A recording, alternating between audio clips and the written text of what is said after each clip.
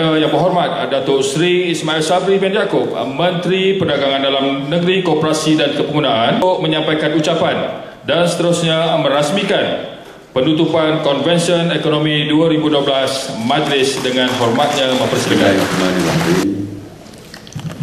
Assalamualaikum warahmatullahi wabarakatuh. Salam sejahtera dan salam satu Malaysia. Yang berhormat Datuk Hajah Rohani binti Abdul Karim, Timbalan Menteri.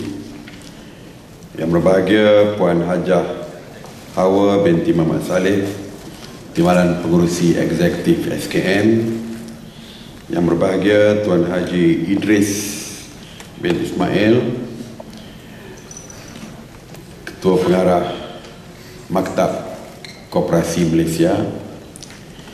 Yang berbahagia Encik Abdul Rahim bin Abdul Rahman, yang mewakili para kooperator sekalian.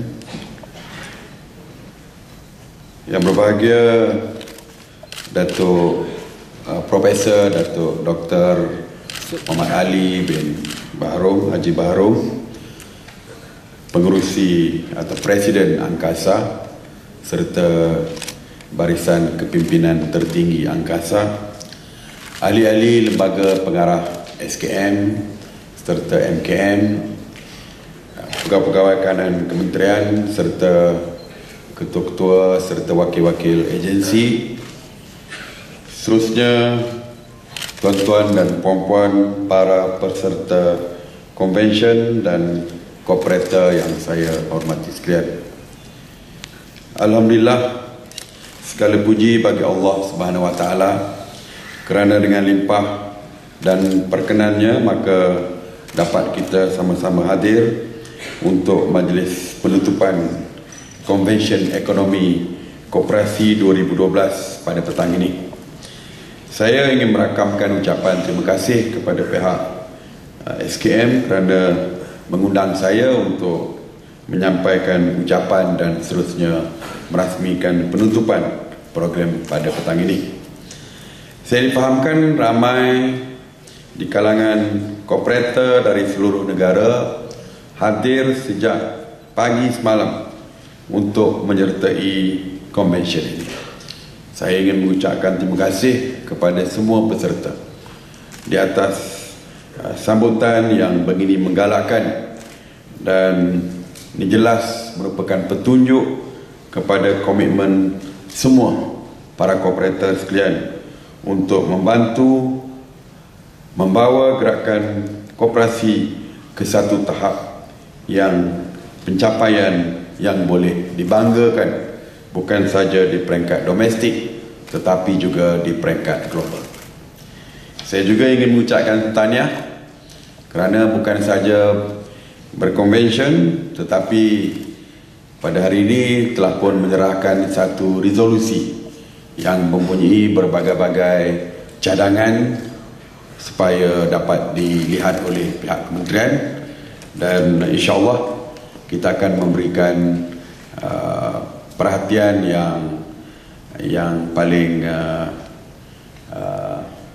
perhatian yang paling serius untuk memastikan segala usul di dalam resolusi tersebut dapat dilaksanakan. Tuan-tuan dan puan-puan yang saya hormati sekalian, dalam keadaan ekonomi yang mencabar akibat krisis ekonomi global, kerajaan perlu mencari jalan untuk menyelesaikan masalah yang dihadapi oleh rakyat.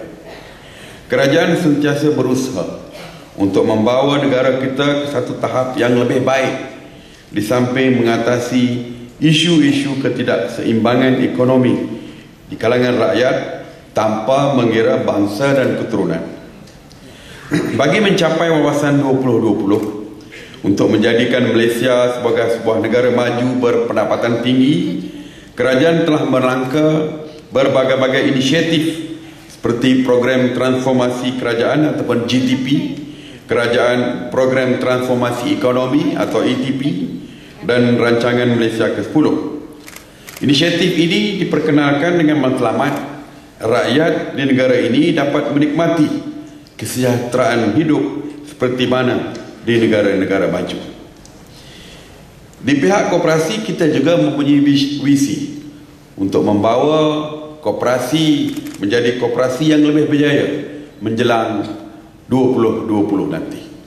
Dan kita juga sebagai sektor ketiga yang diharapkan oleh kerajaan untuk membangunkan negara ini juga mempunyai tugas yang besar, kerana sasaran kita di dalam menyumbang kepada pendapatan negara adalah besar, iaitu 10%. Jika sekarang ini sumbangan kita hanyalah di peringkat 1% saja, dan pada 2015 kita mensasarkan pendapatan ataupun sumbangan 5% kepada ekonomi negara, 2020 sumbangan kita adalah sebanyak 10%. Ini merupakan satu number yang agak menakutkan, kerana 2020 tidak lama lagi daripada sekarang. Sekarang sudah pun 2012, dah nak masuk bulan Jun, bulan Mei dah. Lepas tu kita sibuk dengan pilihan raya pula. Pilihan raya ramai orang tak bekerja, kempen lah. Jadi lepas itu dah nak masuk 2013 dan 2020, 2015 kita nak sumbang 5%. Sedangkan sekarang kita hanya di peringkat 1% saja. Jadi sebab itulah saya kira apa yang dilakukan oleh kita pada hari ini adalah bertepatan sekali dengan apa yang kita rancangkan ini. Sebab itu saya kira convention ini penting. Sebab itu saya minta kepada pihak SKM supaya menganjurkan convention ini, supaya kita dapat mengupas apakah pokok-pokok persoalan yang perlu diketengahkan, yang datangnya bukan daripada SKM, tetapi datangnya daripada idea dan pemikiran kooperator sekalian. Jadi saya percaya dengan komitmen yang begini tinggi ditunjukkan oleh tuan-tuan dan puan-puan sekalian, dengan idea yang dikeluarkan selama perbincangan di kalangan tuan-tuan dan puan-puan, saya percaya walaupun nampak macam agak sukar untuk mencapai sasaran kita, tetapi saya percaya kita mampu untuk melakukannya. Tuan-tuan dan puan-puan yang saya hormati sekalian, untuk mencapai taraf negara maju dengan ekonomi berpendapatan tinggi, kerajaan memberi fokus kepada sektor perkhidmatan yang dijangka berupaya menjana pendapatan tinggi untuk rakyat. Saya amat sukacita kerana kekuatan koperasi pada masa kini adalah selari dengan hasrat kerajaan. Dasar Koperasi Negara Fasa Kedua yang meliputi tempoh pelaksanaan dari tahun 2011 hingga 2020 telah turut memberi fokus kepada 5 bidang keberhasilan yang termasuk di dalam bidang ekonomi NKEA, iaitu perkhidmatan awam, perkhidmatan kewangan, pemborongan dan peranjitan, pelancongan, penjagaan diri dan kesihatan, pertanian dan industri asas tani serta perdagangan. Aktiviti dalam kelima-lima bidang ini berpotensi besar untuk menjana pulangan tinggi kepada koperasi. Sektor perkhidmatan adalah merupakan tonggak kekuatan ekonomi koperasi dengan perkhidmatan keuangan sebagai penyumbang utama kepada pendapatan koperasi. Misalnya seperti yang disebut tadi, Bank Rakyat sendiri merupakan penyumbang terbesar kepada pendapatan koperasi. Sektor ini perlu dikukuh dan dipertingkatkan kerana ianya membawa koperasi ke tahap yang lebih tinggi. Walau bagaimanapun, usaha ini memerlukan ilmu dan penggunaan teknologi moden di dalam tadbir urus koperasi. Bagi memastikan sektor ini terus berkembang, gerakan koperasi hendaklah memastikan sektor ini tidak disalahguna oleh individu-individu yang tidak bertanggungjawab bagi kepentingan diri. Saya amat berpuas hati dengan usaha SKM yang telah mengambil tindakan tegas ke atas koperasi-koperasi yang menyeleweng. Tindakan ini perlu dilakukan secara berterusan supaya koperasi dapat berjalan dan ditadbir urus dengan baik, dan kegagalan koperasi ditadbir urus secara berhemah akan menyebabkan ramai orang akan teraniaya dan kepercayaan kepada koperasi akan menurun. Tuan-tuan dan puan-puan, selain daripada menyediakan perkhidmatan kewangan, koperasi juga telah memainkan peranan yang penting di dalam bidang pemborongan dan peruncitan. Sebagaimana yang kita sedia maklum, daripada keseluruhan koperasi berdaftar, hampir separuh daripadanya adalah koperasi pengguna. Dengan keanggotaan keseluruhan gerakan koperasi berjumlah 7 juta orang, koperasi boleh memainkan peranan di dalam menangani isu-isu kepenggunaan seperti penjualan harga barang keperluan dengan harga yang berpatutan dan bekalan yang terjamin. Usaha ini perlu dilakukan secara menyeluruh tanpa mengira di mana rakyat berada bersesuaian dengan konsep satu Malaysia.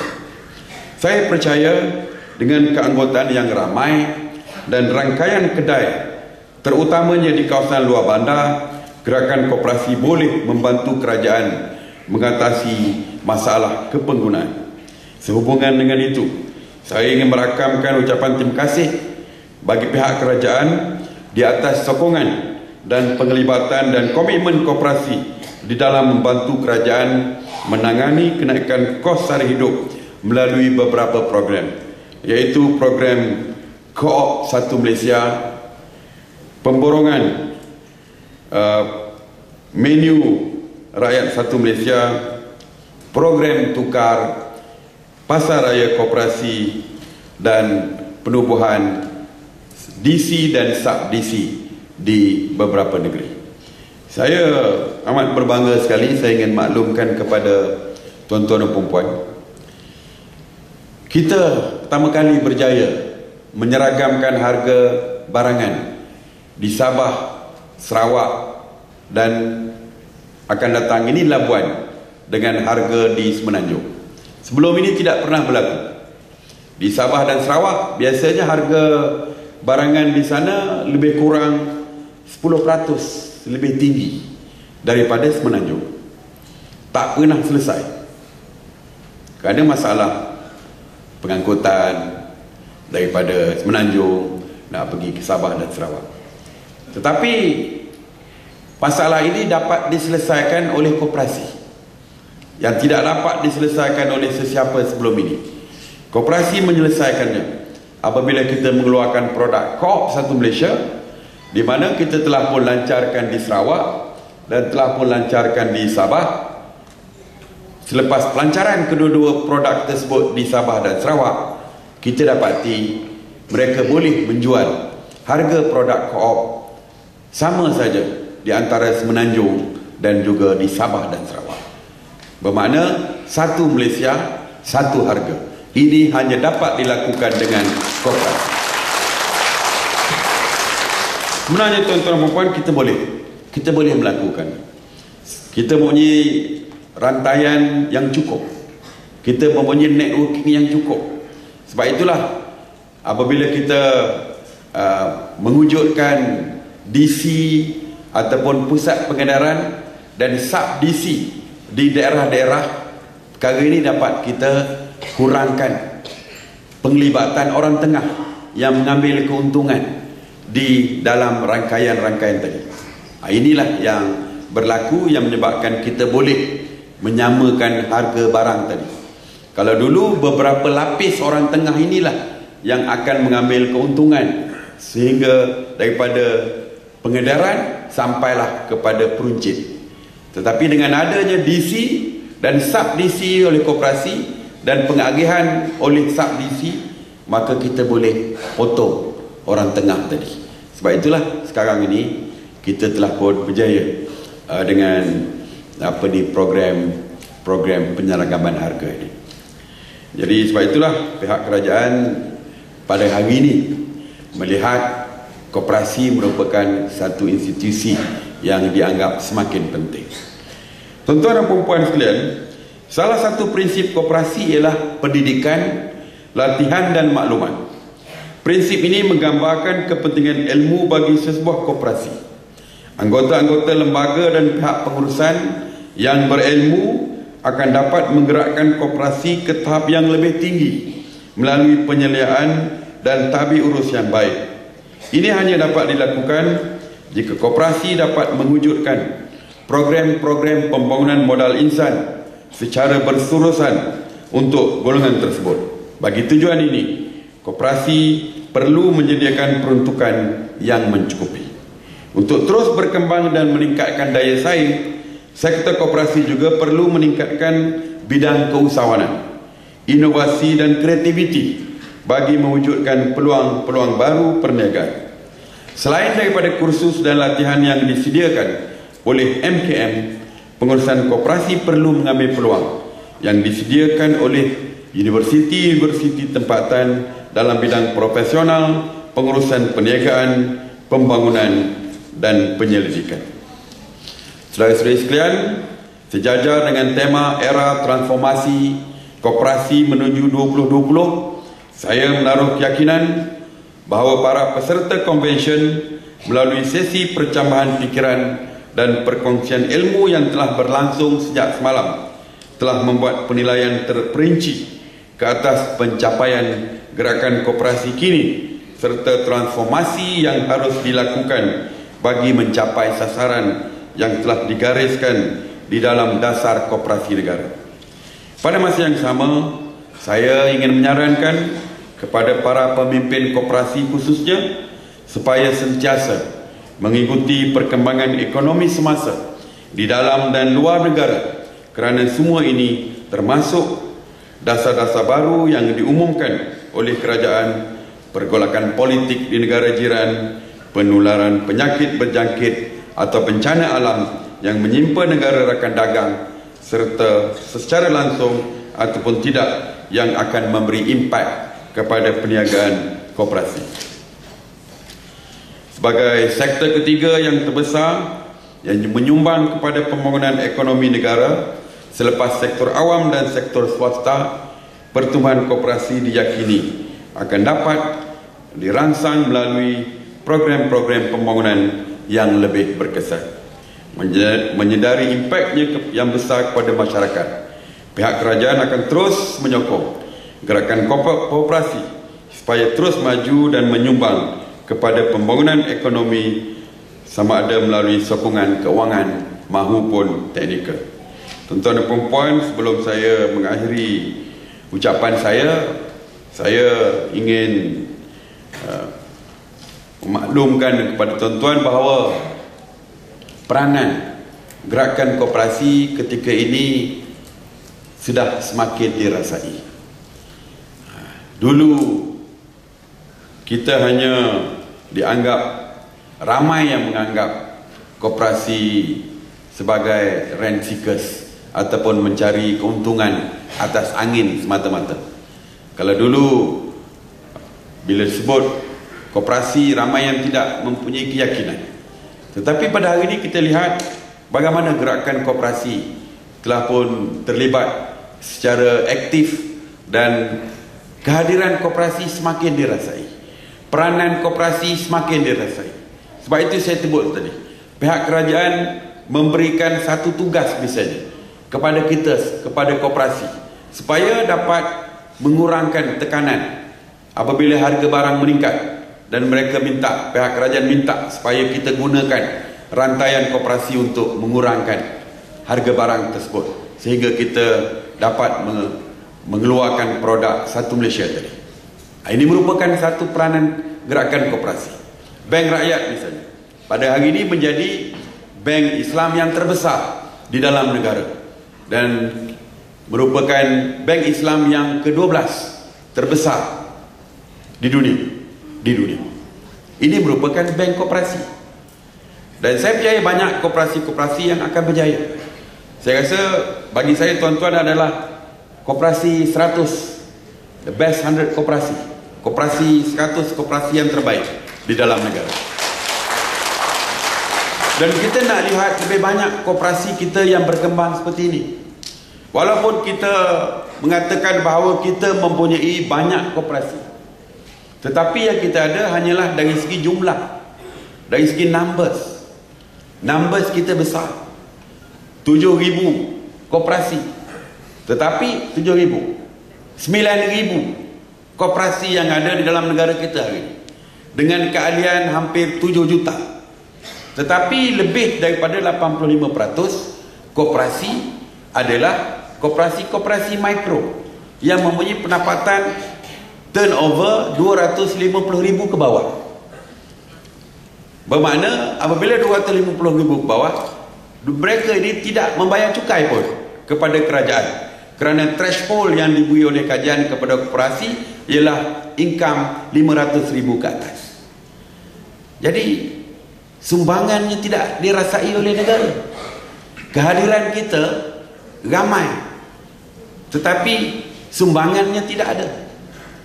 Jadi sebab itulah saya nak koperasi digerakkan dengan lebih baik lagi, supaya koperasi tidak dilihat sebagai mencari komisen semata-mata, tetapi dapat melakukan perniagaan dan menyumbang kepada pendapatan negara. Sebab itulah apabila saya sebut koperasi perlu berniaga, kita nak koperasi benar-benar berniaga. Kalau kita lihat di kalangan ini, tuan-tuan dan puan yang ada di sini, di antara koperasi ini, saya percaya koperasi tuan-tuan adalah koperasi yang menjalankan perniagaan.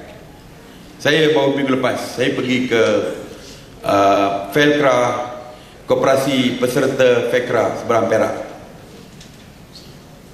Saya tengok koperasi je begitu besar, mempunyai pejabat sendiri yang besar, mempunyai stesen minyak sendiri. Di tempat saya pun ada koperasi yang ada petropam sendiri, petrokios sendiri. Dah ada 2 dah koperasi di tempat saya. Sekarang ada 1 lagi, 3 di kawasan. Itu yang kita nak. Kita nak itu daripada koperasi. Baru orang nampak, barulah kajian yakin. Dan baru-baru ni mungkin kerana Perdana Menteri sendiri dah lihat tentang bahawa koperasi ini merupakan satu institusi yang benar-benar dianggap sebagai contributors ketiga selepas awam swasta, koperasi. Dan sebab itulah dia beritahu saya, dia nak jumpa dengan para kooperator sekalian. Saya beritahu, dia tanya saya, berapa boleh kumpul? Saya kata boleh, berapa nak? PM kata boleh 100,000. Boleh, saya cakap 100,000 kita nak kumpul, kita akan jumpa. Dan dia beritahu saya, kita akan saya boleh umumkan apa itu. Kita boleh umumkan sesuatu. Jadi hari ini kita dah ada resolusi. Nanti kita boleh serah kepada dia, kok ada dia nak umum apa yang resolusi yang kita buat. Orang akan layan kita, orang akan pandang kita kalau kita buktikan kita ini penting.